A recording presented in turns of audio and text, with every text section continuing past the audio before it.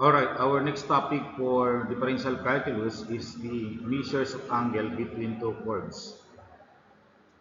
And again, this is your professor, Engineer Eduardo Tapia. The acute angle between the tangent lines of two curves at different intersection is known as the angle between two curves if they intersect. Okay, we can calculate the acute angle theta between the two curves by using the slope of the tangent at the point of intersections.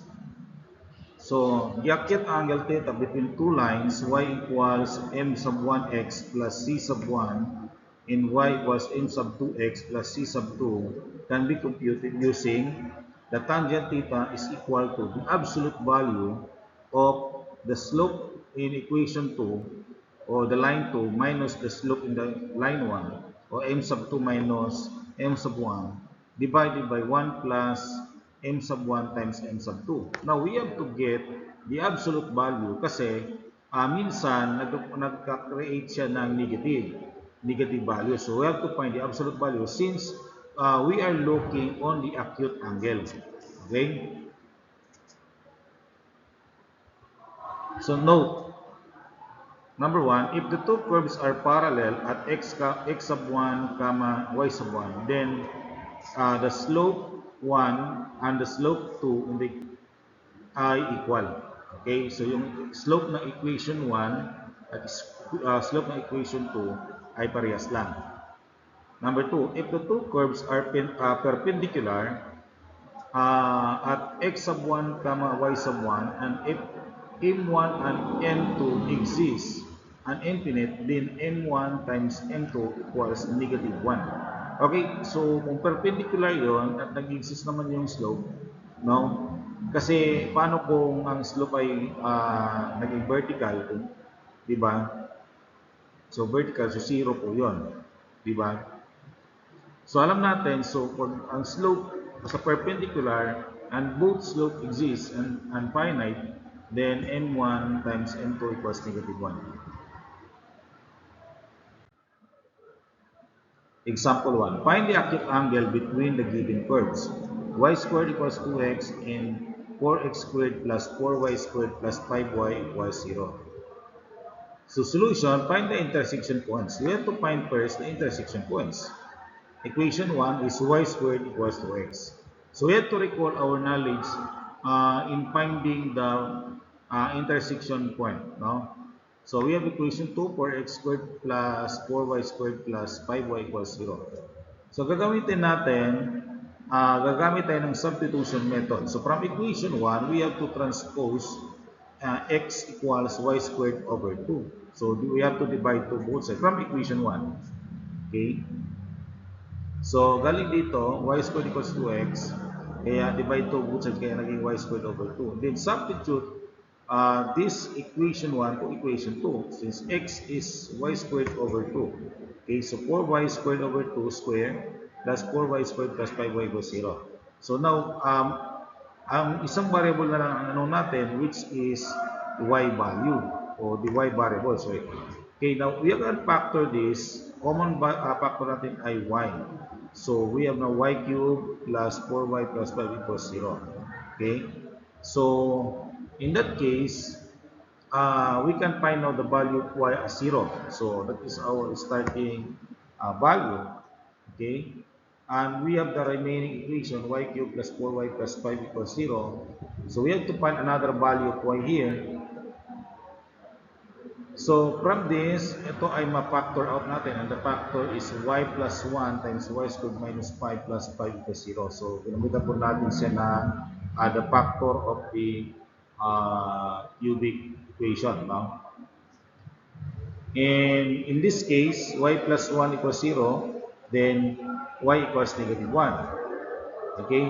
So ito, quadratic naman to. We cannot form a finite. Yung solution nito is decimal form. Okay, so we have to use the integer y equals negative 1. So at y equals 0, itong unang i-given natin na solution, although y equals 0 is a solution, pero magsi-0 lang din kasi lahat. No? So, ibig sabihin at this point, If y is 0, then x is 0. So at point 0, 0, ibig sabihin, nandun po sa origin po yung ating given. So at the point 0, 0, 0 or doon sa origin, the slope is 0. So wala pong 0, wala pong slope doon kasi it's either vertical or naka-horizontal po yun. So at y equals negative 1, then we have x equals, ito from equation 1, no, mula dito. So naging x equals negative 1 squared over 2, and that is 1 half. So in this case, meron tayong point na malinaw, negative 1 at comma at saka 1 half. Although it is the point in the origin, we have another point, negative 1 half comma negative 1. Okay? So another point is 1 half comma negative 1. So meron tayong dalawang intersection point. No? So we have to solve now the derivatives to find, para makuha po natin yung slope. So the derivative ng y squared plus 2x, so this is implicit differentiation. So y squared with derivative ng y squared with respect to x. So that is 2y y prime equals 2. And y prime now equals 1 over y. Okay? Divide 2y over both sides. So magkuha tayo ng 1 over y. Okay? So therefore, from doon sa ating kanina, yung ating pong y value is negative 1. So ang slope natin, slope 1 is 1 over y, that is 1 over negative 1. Since y is negative 1 kanina, no? So you have the slope 1 is negative. So ibig sabihin, negative 1 going down to yung slope natin. No? From left to right, going down to siya. Equation 2, 4x squared plus 4y squared plus 5 over 0. So gamitan natin ang implicit differentiation. So derivative ng 4x squared ay 8x plus 8y prime. Okay? So kasi ang 4y squared, so ang kanyang derivative ay 8y tapos times the derivative ng y. Plus 5 times derivative ng y, so y prime. Okay? Equals 0. Then factor out natin si y, common value ang y prime. Dito 8y prime plus 5y prime. So common value is y prime. So factor out natin y prime, so 8y plus 5. Tapos itong positive 8x, lilipat natin sa kabila o transpose natin sa the other side. So naging negative x. Negative 8x. Okay? So in that case, they divide 8y plus 5 both sides. So y prime equals negative 8x over 8y plus 5. So, ang ating kanina, negative 1. Okay. The point is 1 half comma negative 1. Okay, so therefore now the slope number 2 is negative 8 times 1 half, which is the value of x, divided by 8 times 1, or negative 1 plus 5, and that is negative 4 over negative 3, and that is 4/3. So that is the positive value on slope number 2. So we can solve now the tangent theta. Okay? So tangent theta is equal to, as we can see here, kapag i-compute natin, substitute natin yung value, yung m1 is negative 1, ang m2 natin ay 4 over 3.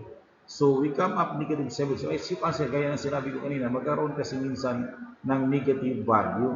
Kaya kung natin yung absolute value ng nandun sa equation na nasa loob. So absolute value ng negative 7 ay 7. Okay? Tapos, therefore, theta is equal to tan inverse or the arctan of 7, and theta is 81.87%. Okay? So kung titingnan natin, ito po yung dalawang curves. Okay, yung blue, yun yung equation 1 natin, ito nakaparabola, facing to the right. Tapos itong orange, ito po yung circle. Okay, circle po to.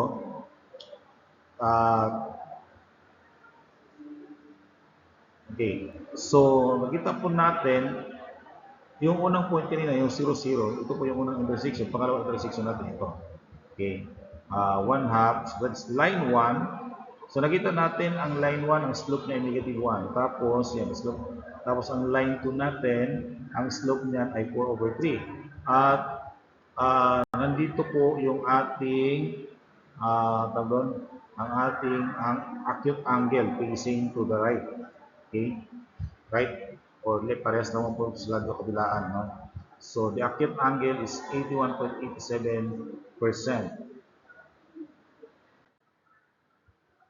Example to find the acute angle between the given curves x squared plus 8y and xy equals 8. So, una, kunin natin yung intersection. So, equation 1 ay x squared equals 8y. Ang equation 2 ay xy equals 8. So, from equation 1, y equals x squared over 8. Then, you have to substitute it to equation 2. So, x times x squared over 8 equals 8. So, that is x cubed equals 64. So, ito ay, ang 64 ay perfect cube. So, ang x natin ay 4. So, that is 4 times 4 times 4 ay 64. So, mayroon tayo kagad na value ng x which is 4. And to find y, and that is x squared over 8, that is 16 over 8, that is 2. 16 over 8 is equal to. So, ang point natin ngayon ay 4, 2. Okay? To solve the derivative, 8y equals x squared, that's the equation 1. Then, that is 8 times y prime equals 2x. And y prime equals 2x over 8 or x over 4. Okay? So, to find the slope, ang slope natin at the given point, ang x natin ay 4. So, 4 over 4, that is 1. Okay? So, ang first slope in the first equation ay the first line natin is positive 1. Okay, equation 2, xy equals 8, and that is y equals 8 times x to raise to negative 1. Okay,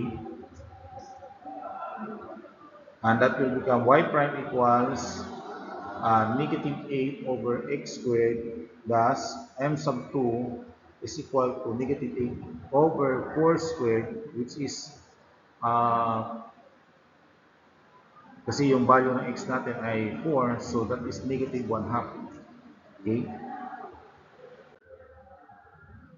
So, ito po yung ating, ang point natin ay 4, 2. Ayan. So, check natin yung ating tangent. So, tangent natin, okay, that is negative 1/2 minus 1 over 1 plus 1 times negative 1/2. That is negative 3/2 over 1/2. So, that is tangent. Ayan, ganyan na po siya. So, tangent 3. Okay, kasi tangent theta equals 3. So, absolute value ng negative 3 kaya 3. No? So, therefore, theta is arctan 3. Okay, arctan 3 is 71.57 degrees. Okay, so as we can see, andito po yung theta natin. Okay, andito po sa baba, yung ating acute angle. No, pwede po nandun sa taas din. Okay, opposite itong line, broken line na red, kapag i-extend natin, okay, so kita po natin dito na ito yung acute angle, and that is 71.57%. Degrees, sorry. 71.57 degrees. Alright, so this is your activity. Find the acute angle between the given curves. Number 1, x squared plus y plus 4y equals 8, and x squared y equals 4. Number 2, x squared plus y squared equals 5, and y squared equals 4x plus 8. Number 3, 2y squared equals 9x, and 3x squared minus 4y. Number 4, xy squared equals 48, and y squared equals 12x. So that is our activity na sasagutan po ninyo. Okay? So, maraming salamat no, sa panonood. I hope you learned from this video lesson. God bless you. Thank you very much for listening and watching in this YouTube channel. Don't forget to like, share, and subscribe to this YouTube channel. Matuto dapat sapagkat ang kaalaman ay isang mahalagang kayamanan na dapat nating ingatan at pagyamanin. Muli, this is Engineer Eduardo Tapia, your professor. Maraming salamat and God bless you.